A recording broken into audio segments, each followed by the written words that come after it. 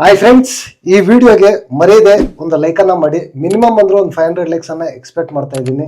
ಗುರು, YouTube ಕಡೆಯಿಂದ notifications ಹೋಗ್ತಾ ಇಲ್ಲ, ದಯವಿಟ್ಟು ಲೈಕ್ ಮಾಡಿ ವಿಡಿಯೋನ ನೋಡಿ. ಅದೇ ರೀತಿ ತುಂಬ ಜನ ಅಪ್ಡೇಟ್ಗೋಸ್ಕರ ವಿಡಿಯೋ ನೋಡ್ತಾ ಇದ್ದೀರಾ ಗುರು, ಚಾನಲ್ನ ಹುಡುಕಿ ನೋಡ್ತಾ ಇದ್ದೀರಾ. ಬಟ್ ಸಬ್ಸ್ಕ್ರೈಬ್ ಮಾಡಿಕೊಂಡು ನೋಡಿದ್ರೆ ನನಗೂ ಸ್ವಲ್ಪ ಮೋಟಿವೇಶನ್ ಸಿಗುತ್ತೆ. ಅದ್ರ ಜೊತೆಗೆ ಇನ್ನೂ ಫಾಸ್ಟಾಗಿ ಜೆನ್ಯೂನ್ ಆಗಿ ಅಪ್ಡೇಟ್ಸನ್ನು ಕೊಡೋದಕ್ಕೆ ನಾನು ಪ್ರಯತ್ನ ಮಾಡ್ತೀನಿ. ಈ ಎಲಿಮಿನೇಷನ್ನು ಫೇರಾ ಅನ್ಫೇರಾ ಅಂತ ನೀವೇ ಈ ವಿಡಿಯೋ ನೋಡಿ, ವಿಡಿಯೋ ಕೆಳಗಡೆ ಮರೀದೆ ಒಂದು ಕಮೆಂಟನ್ನು ಮಾಡಿ. ಗುರು, ಬೆಳಗ್ಗೆಯಿಂದ ಎಲಿಮಿನೇಷನ್ ಇರಲ್ಲ, ನೋ ಎಲಿಮಿನೇಷನ್ ಇರುತ್ತೆ ಅಂತ ಅಂದ್ಬಿಟ್ಟು ಸುಮಾರು ಜನ ಹೇಳ್ತಾ ಇದ್ರು, ಸುಮಾರು ಜನ ಪ್ರಿಡಿಕ್ಷನ್ನು ಮಾಡ್ತಾಯಿದ್ರು.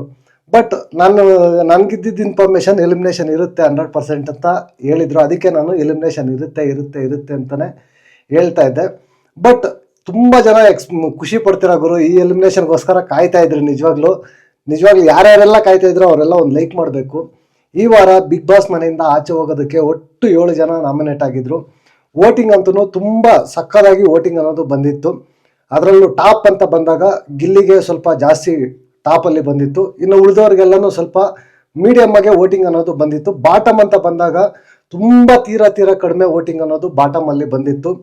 ಬಾಟಮ್ ಅಂತ ಬಂದಾಗ ಧ್ರುವಂತು ಮತ್ತೆ ಜಾನ್ವಿ ಇಬ್ಬರು ಕೂಡ ಬಾಟಮ್ ಅಲ್ಲಿ ಇದ್ರು ಗುರು. ಈ ವಾರ ಬಿಗ್ ಬಾಸ್ ಮನೆಯಿಂದ ಎಲಿಮಿನೇಟ್ ಆಗಿ ಆಚೆ ಬರ್ತಾ ಇರೋದು ಬೇರೆ ಯಾರು ಅಲ್ಲ, ಜಾನ್ವಿ ಅವರು. ಅಶ್ವಿನಿ ಮೇಡಮ್ಗೆ ಒಳ್ಳೆ ದಿನಗಳು ಬರುತ್ತೆ ಇನ್ಮೇಲೆ ಅಂತ ನಾನು ಅಂದ್ಕೊಂಡಿದ್ದೀನಿ. ಜಾನ್ವಿ ಅವರು ಎಲಿಮಿನೇಟ್ ಆಗಿ ಬಿಗ್ ಬಾಸ್ ಮನೆಯಿಂದ ಆಚೆ ಬಂದಿದ್ದಾರೆ.